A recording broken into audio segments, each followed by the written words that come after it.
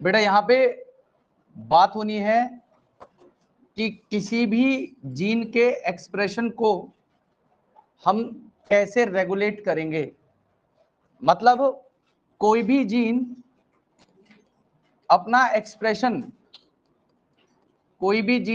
Expression किस तरीके से करती है, प्रोटीन सिंथेसिस करके।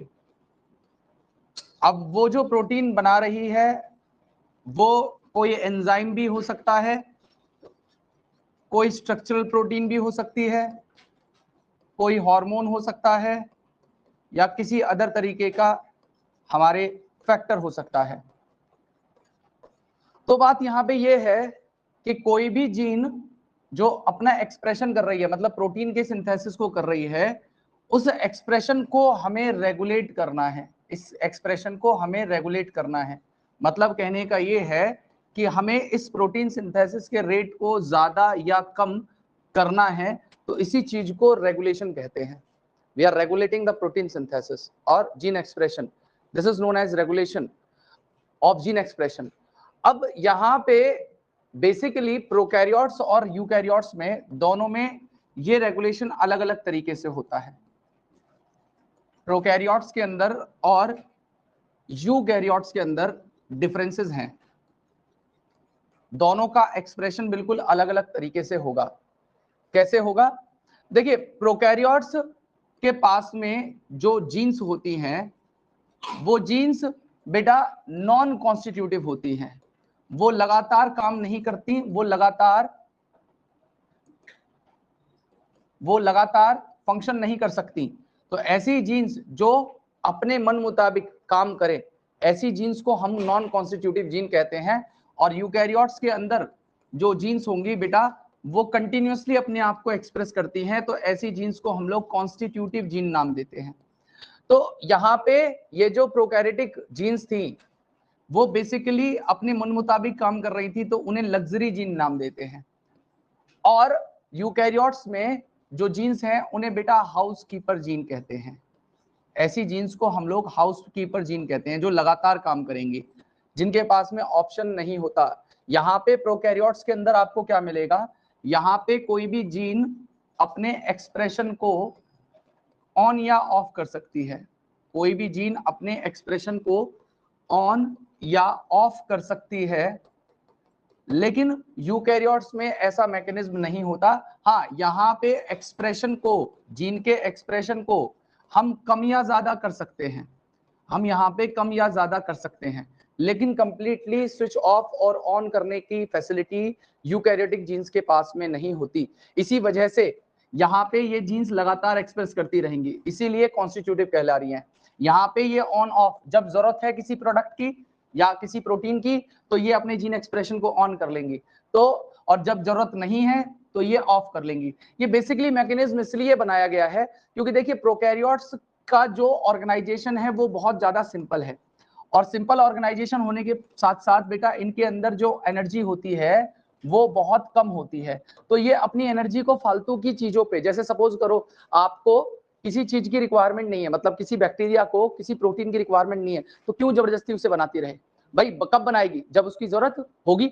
अननेसेसरी उस प्रोटीन को क्यों बनाया जाए? तो इसीलिए जब रिक्वायर्ड है तो ये बनाएंगी, जब रिक्वायर्ड है तो ये अपने एक्सप्रेशन को ऑन करेंगी, जब उसकी रिक्वायरमेंट नहीं है तो ये अपने एक्सप्रेशन को ऑफ रखेंगी। लेकिन यूकैरियोट्स के अंदर क्या होगा बेटा, कंटिन्यूअसली वो जीन काम करती रहेंगी, वो कंटिन्यूअसली एक्सप्रेस करती हैं, वो जीन्स कंटिन्यूअसली एक्सप्रेशन या एक्सप्रेस अपने आप को करती रहती हैं।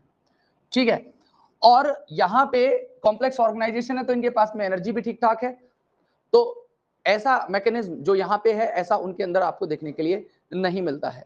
देखिए, अगर यूकैरियोट्स की बात करी जाए एक्सप्रेशन के, तो आपको केवल 4 लाइन याद रखनी है, क्योंकि यहाँ पे जो मेन हमें मॉडल पढ़ने हैं वो सब प्रोकैरियोट से रिलेटेड पढ़ने हैं। यहाँ पे सबसे पहले बात करेंगे हम लोग रेगुलेशन की यूकैरियोट्स के अंदर, रेगुलेशन की यूकैरियोट्स के अंदर। तो बात को ध्यान से सुनिएगा, यूकैरियोट्स के अंदर रेगुलेशन को 4 लेवल पे रेगुलेट किया जा सकता है। यहाँ पे रेगुलेट किया जाता है जीन एक्सप्रेशन को 4 लेवल्स पे। अब वो चारों लेवल कौन कौन से हैं? तो सबसे पहला लेवल होता है बेटा at the level of transcription.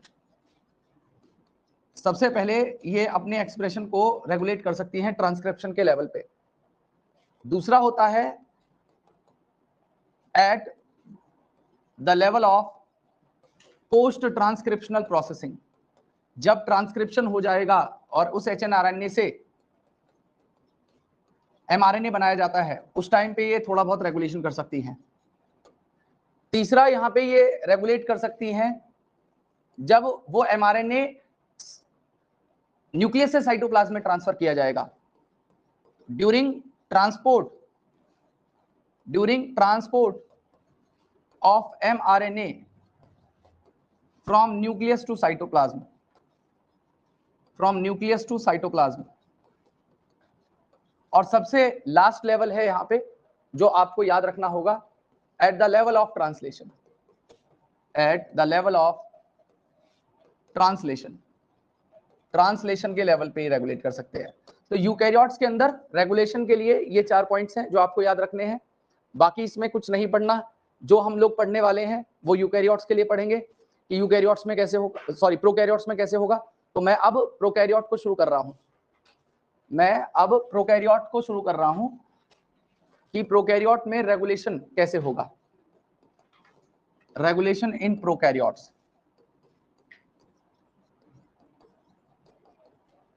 तो बात को ध्यान से सुनते रहना। देखिए प्रोकैरियोट्स के अंदर जीन एक्सप्रेशन को रेगुलेट करने के लिए हम एक ओपेरॉन मॉडल पढ़ते हैं। ओपेरॉन मॉडल में क्या होता है बेटा, कुछ सेट ऑफ जीन्स हैं जो वहां पे उनका एक सीक्वेंस होगा, उस सीक्वेंस को भी मैं बताऊंगा उन सेट ऑफ जीन्स का। और इस ओपेरॉन मॉडल को बेटा जेकब एंड मोनोड 2 पर्सन थे, इन्होंने दिया था। इस ओपेरॉन मॉडल को जेकब एंड मोनोड नाम के 2 लोग थे, इन्होंने इस ओपेरॉन मॉडल को दिया था। देखिए ओपेरॉन मॉडल में कई टाइप के ओपेरॉन होते हैं। लैक ओपेरॉन होता है, हिस्टिडीन ओपेरॉन होता है, एराबिनोज ओपेरॉन होता है। इसी तरीके से आपका वेलिन के लिए ओपेरॉन होता है। कई तरीके के ओपेरॉन है बेटा। ट्रिप्टोफैन ओपेरॉन होता है, कई सारे ओपेरॉन हैं। लेकिन हमें जो सिलेबस में पढ़ना है वो है लैक ओपेरॉन, जो हमें डिटेल में पढ़ना है। ओपेरॉन के कई टाइप हैं, लैक्टोज, हिस्टिडीन, एराबिनोज, वेलिन, ट्रिप्टोफैन, कई टाइप के ओपेरॉन हैं। और ये जो ओपेरॉन होते हैं बेटा, ये ओपेरॉन 2 मेन कैटेगरी में बांटे जाते हैं। कैटेगरी में बाद में बताऊंगा, पहले मैं आपको एक ओपेरॉन बना के दिखाता हूं कि ओपेरॉन कैसा होता है, इसमें सेट ऑफ जीन्स कौन कौन सी लगी होंगी। तो देखिए यहाँ पे ये एक ओपेरॉन आपके सामने बना रहा हूं। इसमें यहाँ पे मैं क्या कर रहा हूं, एक प्रमोटर लगा दे रहा हूं, इसमें मैं एक रेगुलेटरी जीन को लगा दे रहा हूं, एक मैं ऑपरेटर को लगा दे रहा हूं, एक प्रमोटर को लगा दे रहा हूं, और 3 स्ट्रक्चरल जीन को बना दे रहा हूं। तो इसमें से ये जो P है, this is promoter, I is regulatory gene, O यहां पे होगा ऑपरेटर। ये सब जीन हैं, ऑपरेटर जीन कह सकते हो आप इन्हें। और ये तीनों जो होती हैं, इन्हें बेटा हम लोग स्ट्रक्चरल जीन कहते हैं। ये तीनों हमारी स्ट्रक्चरल जीन कहलाती हैं। इनके लिए आप सबके आगे लेक भी लगा देंगे, lake Z, lake Y, lake A, तो गलत नहीं होगा। ठीक है, इन सब के आगे आप लेक लगा सकते हैं। अब बेसिकली ये जो 3 स्ट्रक्चरल जीन है, ये क्या कर सकती हैं, ट्रांसक्रिप्शन कर सकती हैं, और ट्रांसक्रिप्शन करके एक पॉलीसिस्टोनिक आरएनए बनाती है। और इसमें से जो Z वाला पार्ट था वो बीटा गैलेक्टोसाइडेज नाम के एक एंजाइम के लिए कोड करता है, और Y वाला जो पार्ट था वो परमिएज नाम के एंजाइम के लिए कोड करता है, और Z वाला जो पार्ट था, सॉरी A वाला जो पार्ट था, वो ट्रांस एसिटाइलेज नाम के एंजाइम के लिए कोड करेगा। ठीक है, तो यहां पे बात क्या करनी है, इसमें रेगुलेटरी जीन जो नाम लिखा हुआ है, जिसे मैं स्मॉल आई से रिप्रेजेंट कर रहा हूं। तो मेनली रेगुलेशन बेटा इसी से होगा। तो कैसे रेगुलेशन होता है, तो ध्यान से सुनिएगा, ध्यान से सुनिएगा। ये प्रमोटर है, ये रेगुलेटरी जीन है, ये ऑपरेटर है, ये प्रमोटर है, ये Z है, ये Y हो गया, ये फिर से A हो गया। तो जो रेगुलेटरी जीन आई थी, जिसे मैं रेगुलेटरी जीन कह रहा हूं, तो जो रेगुलेशन करेगी वही रेगुलेटरी जीन कहलाएगी। तो ये रेगुलेशन किस तरीके से करती है, ये एक रिप्रेसर mRNA को बनाती है, ये एक रिप्रेसर mRNA को बनाती है, और ये रिप्रेसर mRNA आगे चल के एक रिप्रेसर नाम के मॉलिक्यूल को बनाएगा, आगे चल के ये रिप्रेसर नाम के मॉलिक्यूल को बनाएगा, और ये रिप्रेसर जाके इस ऑपरेटर पे बाइंड कर जाता है। तो ऑपरेटर पे बाइंड करने की वजह से क्या होगा, जो आरएनए पॉलीमरेज इन तीनों जीन्स का ट्रांसक्रिप्शन कर सकता था, वो इस तरफ बढ़ना शुरू करेगा। तो ऑपरेटर पे ये जो रिप्रेसर जाके बाइंड किया है, तो इससे ये जो साइट है ये ब्लॉक हो जाती है, और ये आरएनए पॉलीमरेज आगे नहीं बढ़ पाएगा इससे, और इन तीनों जीन्स का ट्रांसक्रिप्शन नहीं होगा। और ऑब्वियस सी बात है, जब ट्रांसक्रिप्शन नहीं होगा तो ट्रांसलेशन भी नहीं होगा। और सपोज करो यहां पे क्या हो, इसी में एक कंडीशन बता रहा हूं मैं आपको, यहां पे क्या हो, ये प्रमोटर है, ये रेगुलेटरी जीन है, ये फिर से ऑपरेटर है, ये फिर से आपका प्रमोटर लगा दिया, फिर ये आपकी 3 स्ट्रक्चरल जीन लगा दी। अब यहाँ पे इस रेगुलेटरी जीन ने फिर से रिप्रेसर mRNA बनाया, इसने आगे चल के फिर से रिप्रेसर बना दिया। तो इस रिप्रेसर के साथ पास में ना 2 साइट होती हैं बेटा, ऐसा मॉलिक्यूल या वो प्रोटीन जिसके ऊपर 2 अलग अलग मॉलिक्यूल से बाइंड करने की साइट्स हो, इन्हें हम लोग एलोस्टेरिक साइट कहते हैं। तो इसमें से क्या करता है, सपोज करो यहाँ पे लैक्टोज नाम का मॉलिक्यूल मौजूद है, ये लैक्टोज है, तो लैक्टोज ने आके इस साइट पे बाइंड कर लिया, और बाइंड करने के बाद में इस साइड से जिससे जाके ये ऑपरेटर पे बाइंड करता था, उस साइट के अंदर इसने कन्फॉर्मेशनल चेंज ले आए, इसने कन्फॉर्मेशनल चेंज ले आया। तो यहां पे क्या हुआ, ये ऑपरेटर के ऊपर जाके बाइंड नहीं कर पाएगा। क्यों? क्योंकि इसकी वो साइट के अंदर चेंजेस आ चुके हैं जिस साइट से वो ऑपरेटर पे बाइंड करता था। तो इस वजह से क्या होगा, यहां पे जो आरएनए पॉलीमरेज पहले इस जगह पे ब्लॉक हो जाता था, ये आगे बढ़ता चला जाएगा, क्योंकि बीच में अब कोई रिप्रेसर मॉलिक्यूल नहीं है जो उसे रोकेगा, और ये अब इन तीनों स्ट्रक्चरल जीन का ट्रांसक्रिप्शन सक्सेसफुली करवा पाएगा।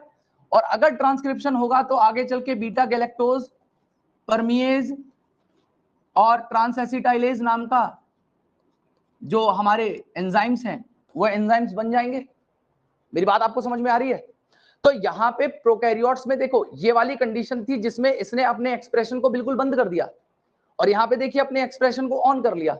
तो ये जो स्विच ऑन और स्विच ऑफ करने वाली कंडीशन है, ये केवल आपको प्रोकैरियोट्स में मिलेगी। मेरी बात आप समझिएगा। तो अभी ये बात मैंने देखो पूरी बताई नहीं है, अभी तो इसमें बहुत सारी चीजें हैं जो मैं जोड़ूंगा, ये तो अभी मैं बिल्कुल इंट्रोडक्टरी पार्ट बता रहा हूँ कि ओपेरॉन में कैसे कैसे काम चलता है। अब मैं यहाँ पे इससे एक चीज बताने वाला हूं कि ओपेरॉन आपके 2 तरीके के हो सकते हैं। ओपेरॉन 2 तरीके के हो सकते हैं, एक होते हैं जिन्हें कहा जाता है इंड्यूसिबल ओपेरॉन, और एक होते हैं जिन्हें कहते हैं हम लोग रिप्रेसिबल ओपेरॉन। देखिए इंड्यूसिबल ओपेरॉन का मतलब क्या होता है, inducible operon generally switch off वाली कंडीशन में रहते हैं, जनरली ये स्विच ऑफ वाली कंडीशन में रहते हैं, मतलब ये कोई एक्सप्रेशन नहीं कर रहे होते, ठीक है, इनका कोई एक्सप्रेशन नहीं हो रहा होता। लेकिन अगर कोई भी मॉलिक्यूल जिसे हम इंड्यूसर कह रहे हैं, जैसे ये लैक्टोज था, ये यहाँ पे इंड्यूसर था, तो किसी इंड्यूसर के आ जाने से ये स्विच ऑन हो जाते हो, इंड्यूसर के आ जाने से यहाँ पे स्विच ऑन वाली कंडीशन आ जाती हो, तो ऐसे ओपेरॉन को इंड्यूसिबल ओपेरॉन कहते हैं।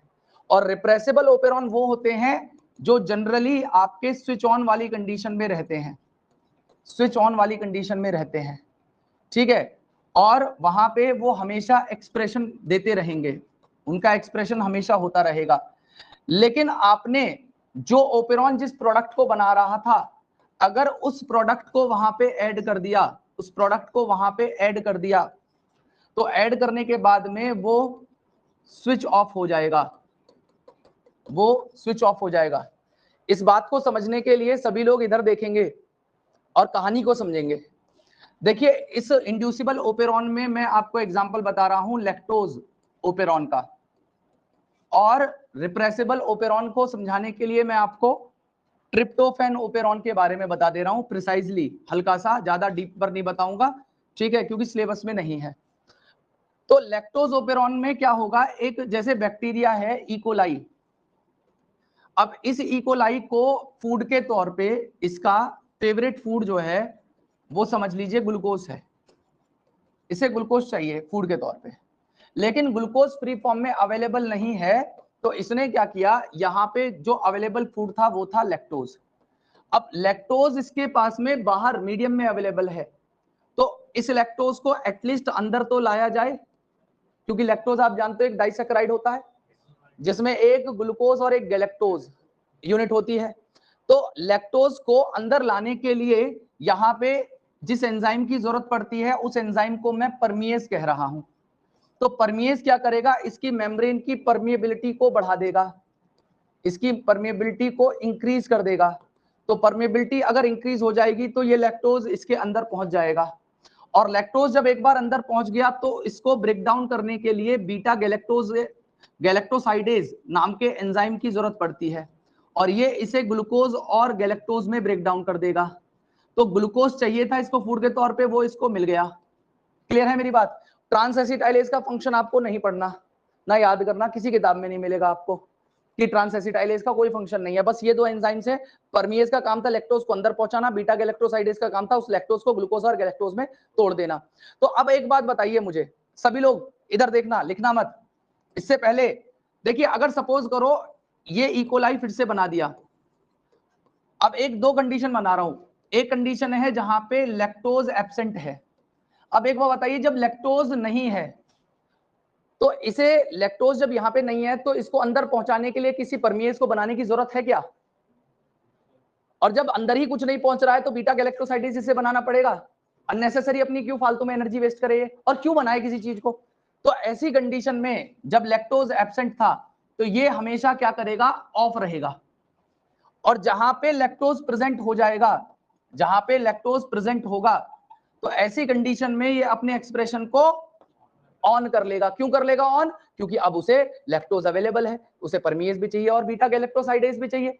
तो मैंने यहाँ पे क्या लिखा था, मैंने लिखा था जनरली ये स्विच ऑफ होते हैं, कोई एक्सप्रेशन नहीं करते, लेकिन इंड्यूसर मतलब लैक्टोज को डालने के बाद में ये स्विच ऑन हो जाते हो। तो देखो लैक्टोज आया और ये ऑन हो गया, ठीक है, तो इसे लैकोपेरॉन या इंड्यूसिबल ओपेरॉन कहते हैं। अब रिप्रेसिबल ओपेरॉन में मैंने क्या बोला, रिप्रेसल ओपेरॉन में मैंने बोला जैसे ये इकोलाई है, ये इकोलाई अपने ट्रिप ओपेरॉन के थ्रू, अपने ट्रिप ओपेरॉन के थ्रू ट्रिप्टोफैन नाम के एक अमीनो एसिड को लगातार बना रहा है, सिंथेसाइज कर रहा है इसको, अमीनो एसिड है ट्रिप्टोफैन, इसको ये लगातार सिंथेसाइज कर रहा है। और सपोज करो अगर मैं ट्रिप्टोफैन को ही मीडियम में ऐड कर दूं, जिस मीडियम में इस बैक्टीरिया को ग्रो कर रहा था, तो अब एक बात बताइए, जब इसको ट्रिप्टोफैन खुद बना रहा था, अब मैंने उसी को बाहर से ऐड कर दिया, तो क्या अब इसे बनाने की जरूरत है? नहीं है। तो ये अपने ओपेरॉन को बंद कर लेगा, कर लेगा नहीं कर लेगा? तो मैंने यहाँ पे लिखा है कि जनरली ये ऑन रहते हैं। ऑन कैसे? देखो ये ट्रिप्टोफैन बनाते रहेंगे, ऑन रहेंगे, एक्सप्रेशन करते रहेंगे, लेकिन जो प्रोडक्ट था, प्रोडक्ट क्या था, ट्रिप्टोफैन, अगर मैंने उसे ऐड कर दिया तो ये क्या हो गए, स्विच ऑफ हो गए। तो ये जो ट्रिप्टोफैन मॉलिक्यूल है उसको ऐड करने से उसी के बनने की सिंथेसिस रुक रही है, तो ये ट्रिप्टोफैन क्या हो जाएगा, एक रिप्रेसर। ऐड करने का मतलब है एडिशन करना, डाल देना, आर्टिफिशियली डाल देना जिस मीडियम में वो बैक्टीरिया ग्रो कर रहे हैं। तो यहाँ पे, अरे ये कल्चर प्लेट है, यहाँ पे ये बैक्टीरिया ग्रो कर रहे हैं, ये सिंथेसाइज कर रहे हैं। ये किसको सिंथेसाइज कर रहे हैं, ये सिंथेसाइज कर रहे हैं ट्रिप्टोफैन को अपने ओपेरॉन से। अब मैंने बाहर से ट्रिप्टोफैन डाल दिया है, तो क्यों बनाना पड़े इन्हें जबरदस्ती, जो इन्हें बाहर से मिल रहा है। तो इस ट्रिप्टोफैन ने आके क्या करा, इसके ओपेरॉन को बंद करवा दिया। तो यहाँ पे ट्रिप्टोफैन क्या हो जाएगा, एक रिप्रेसर मॉलिक्यूल हो गया। क्यों रिप्रेसर हो गया, इसने आके इसके रेगुलेशन को बंद कर दिया, खुद के एक्सप्रेशन को बंद करवा दिया। और यहाँ पे लैक्टोज ने आके क्या किया, ओपेरॉन को ऑन कर दिया है। तो ये हो गया इंड्यूसिबल। इंड्यूसर का मतलब जो आके स्टिमुलेट करे, उसे स्विच ऑन वाली कंडीशन में लेके आए। रिप्रेसर कौन? जो पहले ऑन था उसको ऑफ करवा दे, वो कौन हो गया? रिप्रेसर हो गया। मेरी बात सभी को समझ में आ रही है? तो अब इस बात को ऐसे समझिएगा, यहां पे मैं दो कंडीशन बता रहा हूं, एक तरफ मैं लैक्टोज को एब्सेंट करूंगा, एक तरफ लैक्टोज को प्रेजेंट रखूंगा। तो पहली कंडीशन मैं ले रहा हूं जहां पे लैक्टोज एब्सेंट है, और दूसरी कंडीशन में जो ले रहा हूं वहां पे लैक्टोज प्रेजेंट है, अब इन दोनों में क्या डिफरेंस होगा, इस बात को समझिएगा। देखिए, ये फिर से ओपेरॉन बना रहा हूं, प्रोमोटर, रेगुलेटरी जीन, ऑपरेटर, फिर promoter, structural gene, lac Z, lac Y, lac A. ठीक है, अब एब्सेंट था तो यहां पे इसने रेगुलेटरी जीन से रिप्रेसर एमआरएनए बनाया। रिप्रेसर एमआरएनए ऑब्वियस सी बात है आगे चल के ट्रांसलेशन करेगा और रिप्रेसर नाम के किसी मॉलिक्यूल को बनाएगा, और ये जो रिप्रेसर होगा ये जाएगा और ऑपरेटर पे बाइंड करेगा, और ऑपरेटर पे बाइंड करने की वजह से आरएनए पॉलीमरेज को आगे की डायरेक्शन में बढ़ने नहीं देगा, जिसकी वजह से जब आरएनए पॉलीमरेज नहीं बढ़ पाएगा तो यहाँ पे कोई ट्रांसक्रिप्शन, कोई ट्रांसलेशन नहीं होगा, यहाँ पे कोई ट्रांसक्रिप्शन नहीं होगा और ना ही यहाँ पे ट्रांसलेशन होगा, और जरूरत भी नहीं है उसे करने की। जरूरत होती तो वो करता, तो फालतू में उन एंजाइम्स को क्यों बनाया जाए। तो ऐसी कंडीशन को हम लोग कहते हैं स्विच ऑफ कंडीशन, ऐसी कंडीशन को स्विच ऑफ कंडीशन कहा जाएगा। अब इसी के कॉन्ट्रास्टिंगली जब लैक्टोज प्रेजेंट होगा तो उसे तीनों के तीनों एंजाइम्स की जरूरत पड़ेगी। अब वो तीनों के तीनों एंजाइम्स क्या करेंगे, तो इधर देखेंगे आप सभी लोग, यहाँ पे मैं फिर से प्रमोटर बना रहा हूँ, फिर से रेगुलेटरी जीन बता रहा हूँ, फिर से प्रमोटर बना रहा हूँ, प्रमोटर के से पहले मुझे ऑपरेटर बनाना है, और यहाँ फिर से प्रमोटर हो गया, और ये Z और Y और A ये तीनों जीन्स हो गई। अब फिर से जैसे रिप्रेसर, ये जो रेगुलेटरी जीन है ये लगातार काम करती है बेटा, चाहे लैक्टोज हो ना हो ये लगातार फंक्शन करेगी। तो इसने रेगुलेटरी जीन ने अपना काम था रिप्रेसर एमआरएनए को बनाने का, इसने अपने उस काम को करा और इसने रिप्रेसर एमआरएनए बना दिया। उस रिप्रेसर एमआरएनए ने रिप्रेसर नाम के एक मॉलिक्यूल को बनाया। उस रिप्रेसर नाम के मॉलिक्यूल ने क्या किया, उस रिप्रेसर नाम के मॉलिक्यूल ने के पास में दो साइट थी, इन दोनों साइट्स को मैं कह रहा हूं कि ये दोनों की दोनों एलोस्टेरिक साइट हैं। ठीक है, एक साइट से ये इस ऑपरेटर पे बाइंड करता है जाके, लेकिन अब की बार लैक्टोज अवेलेबल है। तो जब लैक्टोज अब की बार अवेलेबल है तो लैक्टोज क्या करेगा, लैक्टोज इंड्यूसर के तौर पे एक्ट करेगा, और इंड्यूसर के तौर पे एक्ट करके ये लैक्टोज इस रिप्रेसर पे इसकी दूसरी वाली साइट पे बाइंड करेगा, और बाइंड करने के बाद में ये इस साइट पे जिससे ये ऑपरेटर से बाइंड करता, जिस साइट से ये ऑपरेटर से बाइंड करता उस साइट को ये चेंज कर देगा, उसके अंदर ये कन्फर्मेशनल चेंज कर देगा, और जब इसके अंदर कन्फर्मेशनल चेंज आ जाएंगे तो अब ये रिप्रेसर इसके ऊपर ऑपरेटर के ऊपर बाइंड नहीं करेगा, और जब ऑपरेटर के ऊपर ये बाइंड नहीं करेगा तो जो हमारा आरएनए पॉलीमरेज एंजाइम था, जो आरएनए पॉलीमरेज एंजाइम था जिसको पहले यहां पे रोक दिया गया था, वो आरएनए पॉलीमरेज एंजाइम आगे बढ़ेगा, और आगे बढ़ने के बाद में ये इन तीनों स्ट्रक्चरल जीन का ट्रांसक्रिप्शन कराएगा, और ट्रांसक्रिप्शन कराने के बाद में इनका ट्रांसलेशन भी होगा, और यहाँ पे बीटा गैलेक्टोसाइडेज बनेगा, यहाँ पे परमिएज बनेगा, और यहाँ पे ट्रांस एसिटाइलेज नाम का एंजाइम बन जाएगा, और ये तीनों के तीनों एंजाइम इस लैक्टोज के मेटाबॉलिज्म में यूज हो जाएंगे, इसी लैक्टोज के मेटाबॉलिज्म में इन तीनों एंजाइम्स का यूज हो जाएगा। यहां तक की बात सभी को क्लियर है? तो अभी ये सारी बातों को आप एक मिनट स्लाइड से देखिए। यूकैरियोट्स के अंदर तो सिंपली बताया गया है जीन एक्सप्रेशन को 4 लेवल पे, फॉलोइंग लेवल्स पे रेगुलेट किया जाना है। पहला ट्रांसक्रिप्शन लेवल, दूसरा transcriptional processing level, post transcriptional processing level, दूसरा transport of mRNA from nucleus to cytoplasm, और चौथा दे रखा है ट्रांसलेशन लेवल। ये चारों ही पॉइंट आपको एज इट इज मैंने लिखवा दिए थे। अब यहाँ पे बात आ रही है जीन एक्सप्रेशन की, तो इन्होंने बताया है कि बहुत सारे मेटाबॉलिक, फिजियोलॉजिकल और एनवायरमेंटल कंडीशन जीन एक्सप्रेशन को रेगुलेट करते हैं, और इकोलाई के अंदर बीटा गैलेक्टोसाइडेज एंजाइम हाइड्रोलाइज कर सकता है लैक्टोज को गैलेक्टोज और ग्लूकोज में, और जब लैक्टोज एब्सेंट होगा तो बीटा गैलेक्टोसाइडेज का सिंथेसिस बंद हो जाता है। और दूसरा बता रखा है कि हमारे अंदर भी जो डेवलपमेंट हुआ है और डिफरेंशिएशन हुआ है एम्ब्रियो का, एक अडल्ट के अंदर, वो बेटा बहुत सारी सेवरल ऑफ जीन के एक्सप्रेशन की वजह से। ये यहाँ पे बात कर रहे हैं बेटा होम्योटिक जीन्स की। होम्योटिक जीन्स का मतलब ये है कि जैसे सपोज करो आपने देखा होगा ह्यूमन का जो एम्ब्रियो है तो वो ह्यूमन की तरह दिखा देता है, हर एनिमल का एम्ब्रियो उनकी तरह दिख रहा है। तो बेसिकली वो ऐसा क्यों हो रहा है कि ह्यूमन का एम्ब्रियो ह्यूमन की तरह है? रीजन है उसका डीएनए। डीएनए के अंदर कुछ सेट ऑफ जीन्स हैं जो एक्सप्रेस होके उसके ऑर्गन की डिफरेंशिएशन उस तरीके से करवाती हैं कि वो ह्यूमन का जो ऑफस्प्रिंग है वो ह्यूमन जैसा ही दिखाई दे। और किसी भी ऑर्गन का डेवलपमेंट जो हो रहा है हमारे अंदर, ऐसा तो नहीं है कि जैसे सब जितने भी नॉर्मल कंडीशन में लोग होते हैं, सब में देखा होगा सबकी लिम्ब बड यहीं से निकल रही है, सभी की जो लेग्स हैं वो यहीं पे हैं। किसी का ऐसा नहीं होता कि किसी अदर पार्ट में कोई अलग पार्ट निकल के आ जाए। अगर ऐसा होता है तो होम्योटिक जीन्स में म्यूटेशन होने के कारण वो होगा। तो ये बोल रहे हैं कि जो हमारे अंदर ग्रोथ और डेवलपमेंट हुआ है या डिफरेंशिएशन हुआ है एम्ब्रियो के अंदर, वो बेटा बहुत सारी सेवरल सेट ऑफ जीन के एक्सप्रेशन का रिजल्ट है, जिसकी वजह से एक एम्ब्रियो आगे चल के पूरा अडल्ट बन पाता है। और दूसरी यहाँ पे बात की गई है कि अगर किसी सबस्ट्रेट को ग्रोथ मीडियम में ऐड किया गया और सेट ऑफ जीन्स जो थी वो स्विच ऑन हो जाए तो उस प्रोसेस को इंडक्शन कहते हैं।